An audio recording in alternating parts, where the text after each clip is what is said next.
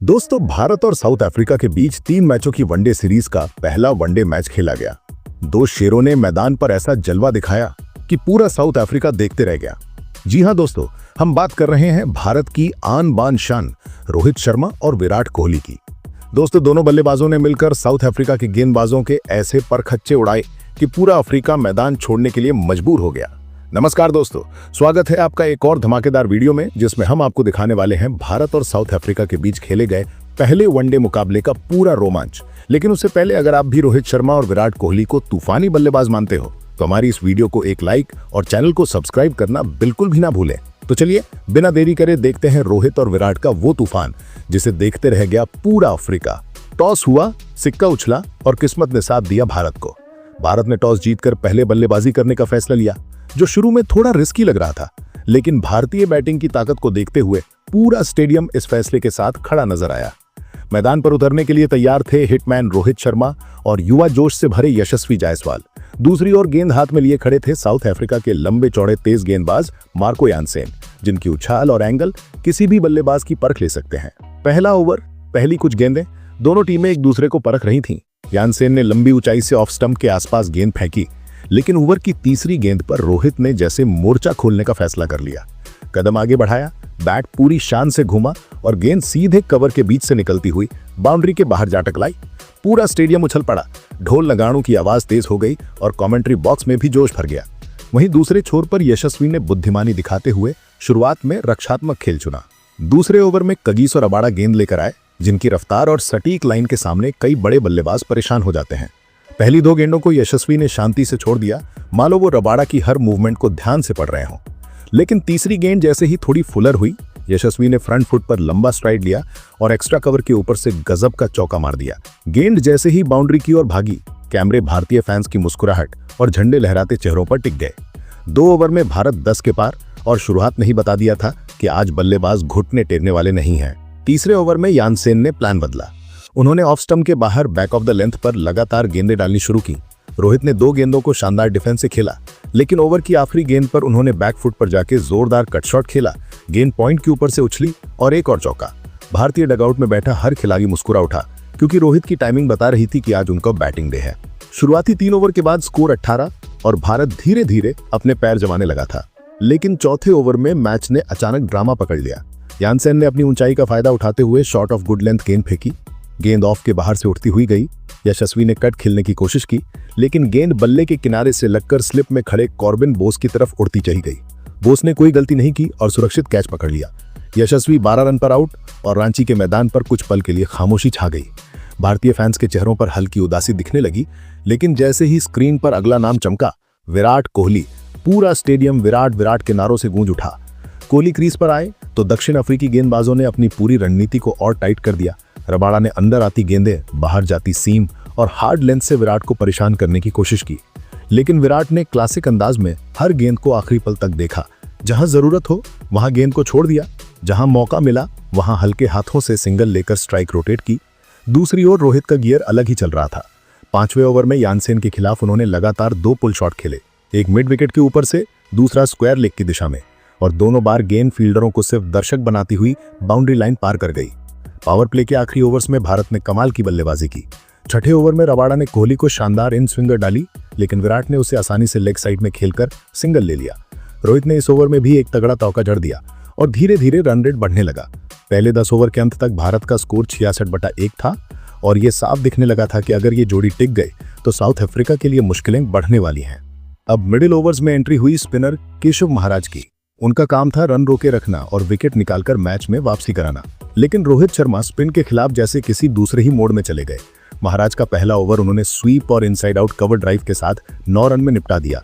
विराट ने भी महाराज को सम्मान देते हुए ज्यादातर गेंदें ग्राउंड शॉट से खेली, लेकिन गैप मिलते ही 2-2 रन दौड़कर स्कोर बोर्ड को आगे बढ़ाते रहे।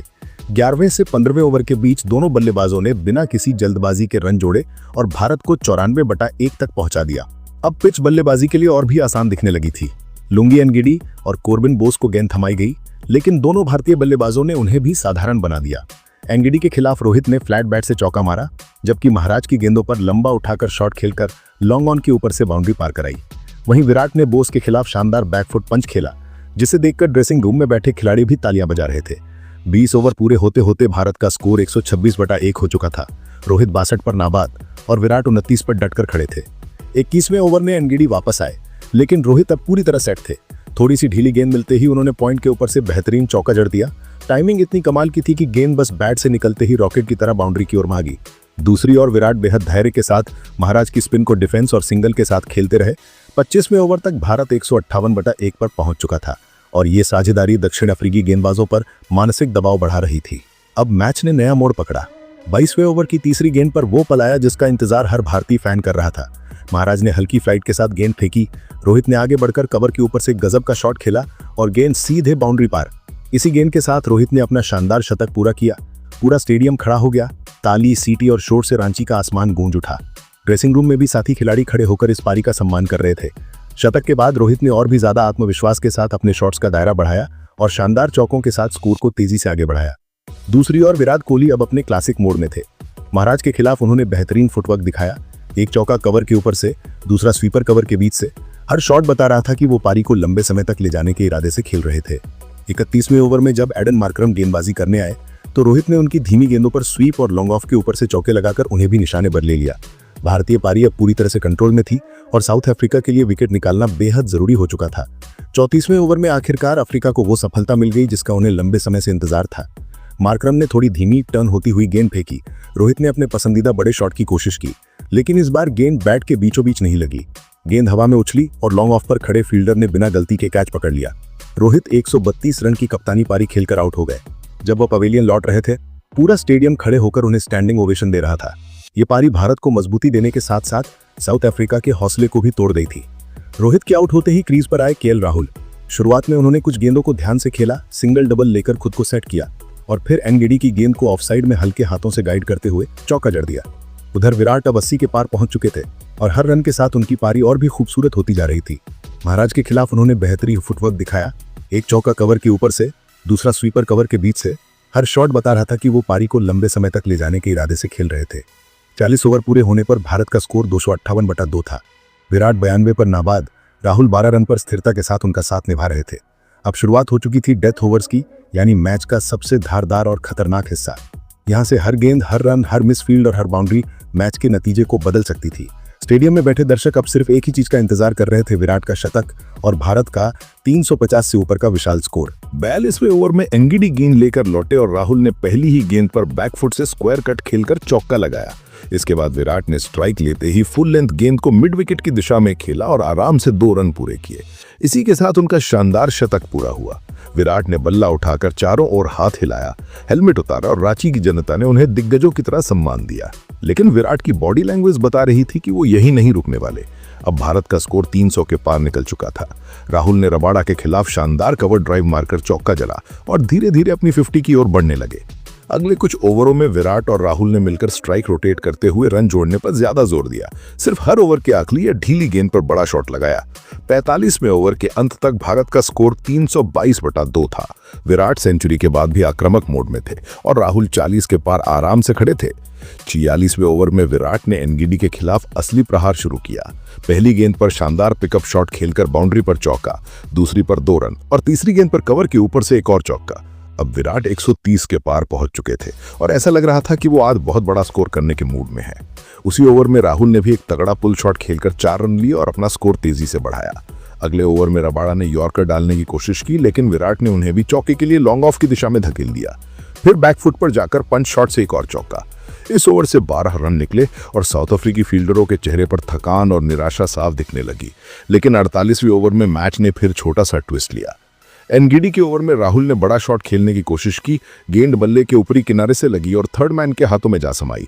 राहुल 72 रन की बेहद अहम और शांत लेकिन दमदार पारी खेलकर आउट हुए। डगआउट में बैठे साथियों ने खड़े होकर उनकी पारी की सराहना की, क्योंकि उन्होंने विराट के साथ मिलकर भारत के स्कोर को आसमान पर पहुंचा दिया था। राहुल के आउट होते ही मैदान में उतरे रविंद्र जडेजा। आते ही उन्होंने अपनी तेज दौड़ और स्ट्राइक रोटेशन से रन बटोरने शुरू कर दिए। पहले 2 रन, फिर मिड विकेट के ऊपर से बेहतरीन चौका और फिर एक बार फिर तेजी से दौड़ते हुए 2 रन पूरे। दूसरी ओर विराट ने ओवर की आखिरी गेंदों पर 3 रन लेकर खुद को 150 के करीब पहुंचाया। अंतिम ओवर यानी 50वां ओवर मार्को यानसन लेकर आए। 50वें ओवर की पहली गेंद पर विराट ने सिंगल लेकर स्ट्राइक जडेजा को दे दी। अगले 2 गेंदों पर जडेजा ने लगातार 2 चौके लगाए। एक क्लासिक कवर ड्राइव और दूसरा तेज फ्लिक शॉट जिसे देखकर दर्शक झूम उठे। चौथी गेंद पर 2 रन, फिर सिंगल लेकर स्ट्राइक वापस विराट के हाथ में। अंतिम ओवर की गेंद पर विराट ने बेहद शांति से खेलते हुए 2 रन पूरे किए और भारत का स्कोर 50 ओवर में पहुंच गया 405 रन 3 विकेट के नुकसान पर। और अब साउथ अफ्रीका को 50 ओवर में चाहिए थे दोस्तों 406, लेकिन जब मैदान पर साउथ अफ्रीका की टीम बल्लेबाजी करने उतरी तो पूरी टीम मात्र 250 रन पर ऑल आउट हो गई और इसी के चलते भारतीय टीम को पहले वनडे मैच में रोहित और विराट की बदौलत ऐतिहासिक जीत हासिल हुई। धन्यवाद।